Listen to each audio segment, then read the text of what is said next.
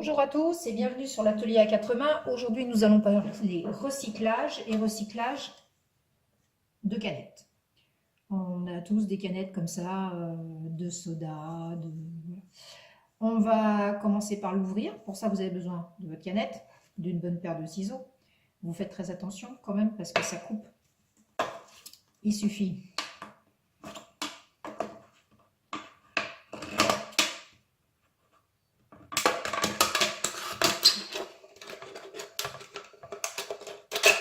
de découper.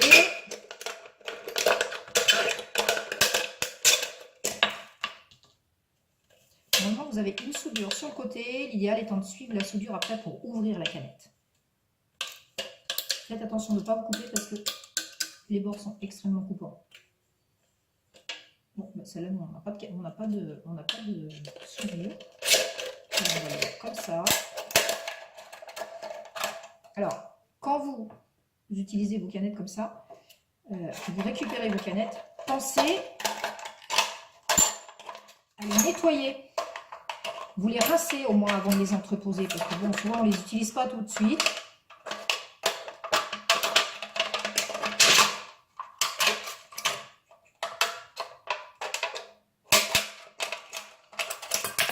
Voilà. Et vous obtenez une feuille de métal, comme ça. Le conseil que je peux vous donner, c'est de les entreposer à plat, avec quelque chose de lourd dessus, comme un livre par exemple, pour pouvoir ensuite beaucoup mieux les utiliser et les manipuler. Alors, une fois ma canette découpée, ouverte, je vais utiliser ma Big Shot pour pouvoir faire mes charmes. Souvent, ce que je fais, c'est d'abord d'utiliser un classeur d'embossage.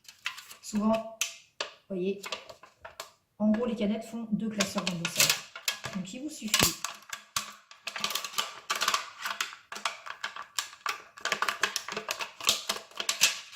de l'appuyer, de la redéplier, de la couper.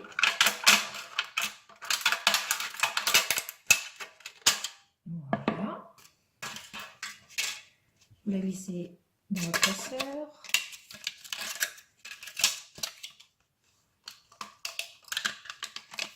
Bien.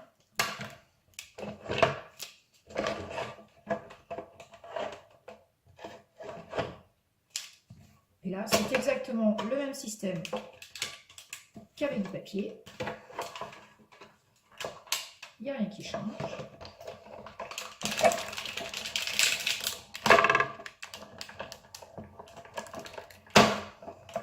Je la passe toujours plusieurs fois pour être sûr que l'impression est bien appliquée. En plus, l'avantage, c'est que si vous utilisez une canette sans l'avoir mis à plat sous un poids mort, ça vous permet d'avoir, voilà, voilà ce que vous obtenez.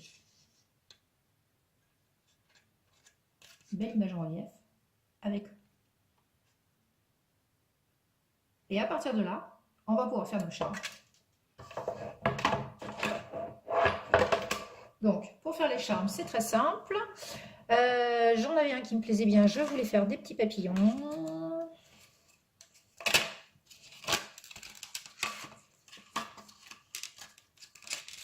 plus, je les aime beaucoup parce que ils font et embossage et découpe. Ils sont vraiment très beaux. Alors, pour pouvoir les faire et que ça soit vraiment, qu'elles tiennent vraiment bien, moi, ce que je fais, c'est ça. C'est que je mets une plaque. Alors, normalement, une plaque en silicone. Moi, j'ai simplement récupéré un vieux set de table, un peu épais, style toile bulgare, que j'ai découpé à la dimension de mes plaques. Ça va très bien. Et c'est beaucoup moins cher. Je mets mon petit papillon. J'espère qu'on me voit bien.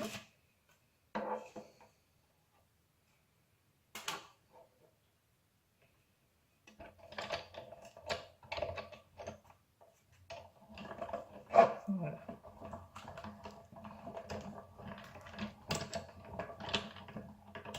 Donc, je le passe toujours plusieurs fois pour être sûr que ça soit bien découpé.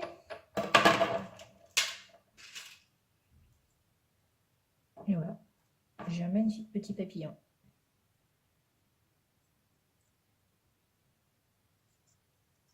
Tout beau, tout joli. Alors c'est vrai qu'avec avec celui-là, j'aurais pu ne pas graver, enfin ne pas embosser le métal avant. Il aurait rendu peut-être mieux. Je dois avoir une plaque de métal. On va préparer l'avance. Voilà. Je vais essayer. Voilà. On va essayer.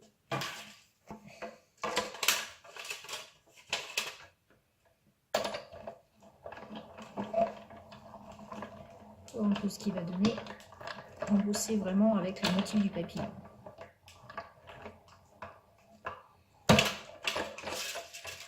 Ouais, effectivement, c'est beaucoup mieux. Voilà. Je ne sais pas si vous voyez bien l'embossage. Vous avez un joli... Et en plus, comme c'est très souple, rien ne vous empêche de plier pour donner du volume à vos créations. Voilà.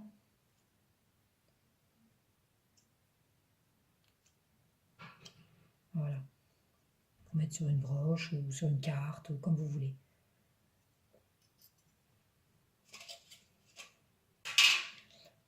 Alors, ça c'était le papillon. On va tester. J'ai une petite feuille comme ça aussi.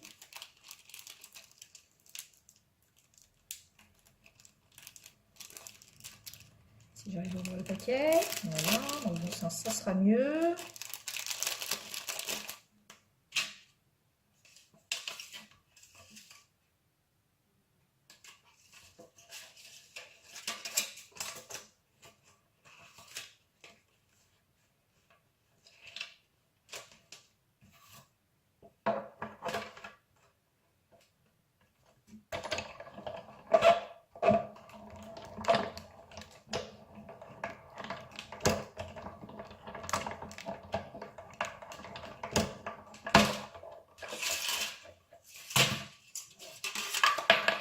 Voilà, par contre, j'ai beaucoup moins d'embossage sur celle-là du coup.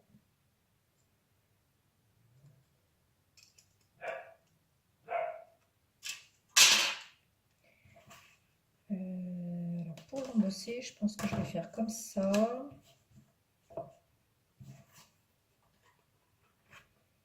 Le problème, c'est qu'à chaque fois, du coup, je découpe mon tapis.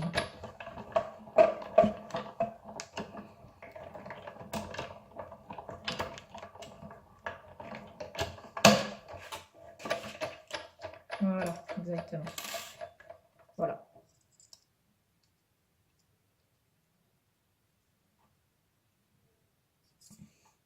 Alors, j'ai aussi des petites fleurs. Très jolies petites fleurs. Alors, mes petites fleurs, ce qui est bien, c'est qu'on peut... Elles sont en plusieurs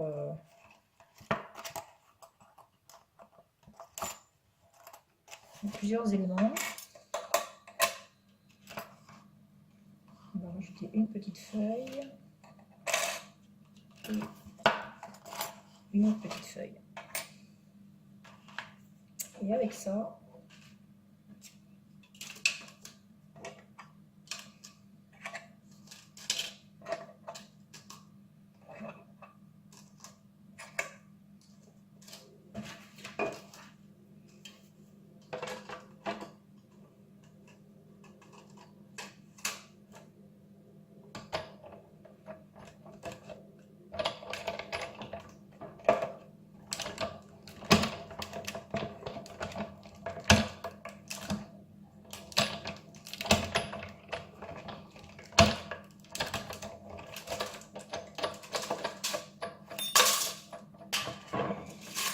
elle a bougé.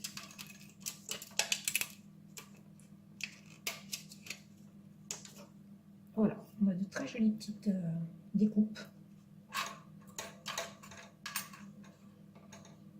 Très très chouette.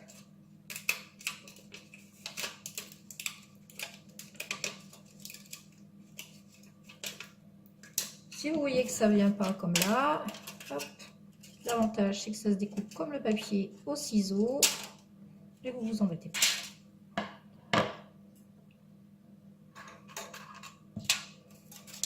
Celle-là est mal passée. Ensuite, vous pouvez les superposer. Alors, pour les superposer comme ça, moi, ce que je fais, j'utilise la croppe.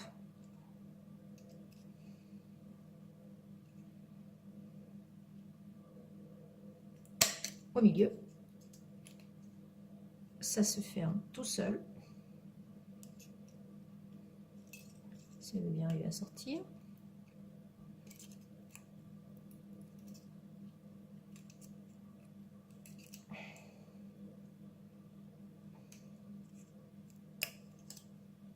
Voilà.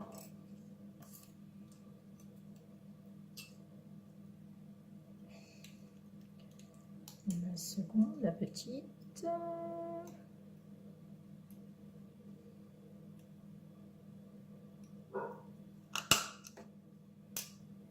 Voilà.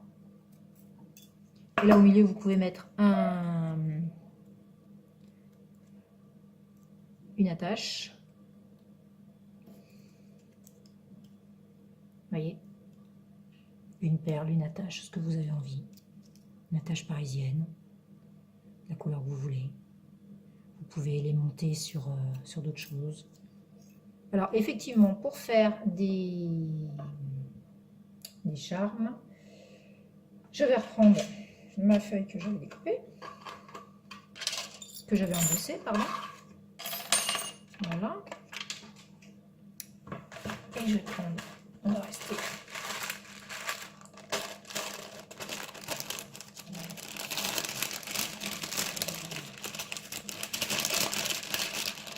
Ça, c'est les charmes que j'ai, les charmes que j'ai fait pour faire mes breloques de sac que je vais vous montrer.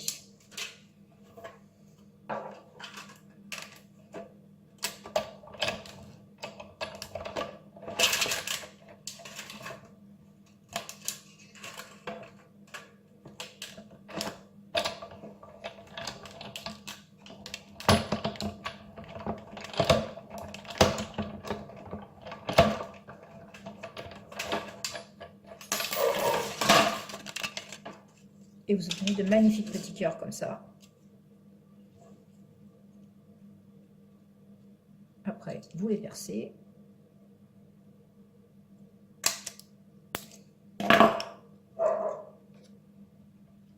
Je serai sur quelque chose d'un peu de couleur pour que vous le voyez mieux. Voilà. Et après, il vous suffit tout simplement de mettre un anneau. Qu'est-ce qu'il me reste en anneau? Voilà. Un anneau, une chaînette et vous avez une breloque de sac. Ou une breloque tout court, ou ce que vous voulez.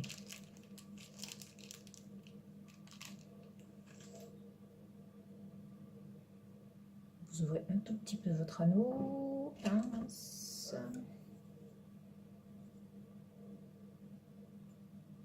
C'est pas besoin d'ouvrir beaucoup, hein, parce que c'est fin quand même. Hein. Voilà, vous voyez, j'ai vraiment ouvert tout petit peu. Vous refermez, ça c'est toujours le plus difficile. C'est toujours le truc qui me pose problème, de refermer les anneaux.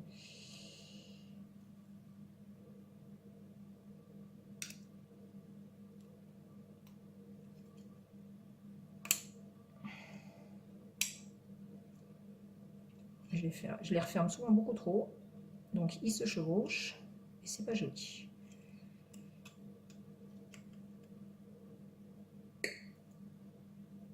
Voilà. Voilà. Après vous rajoutez des perles, vous rajoutez ce que vous voulez, vous obtenez une belle breloque de sac. Et voilà les petites breloques que j'ai réalisées.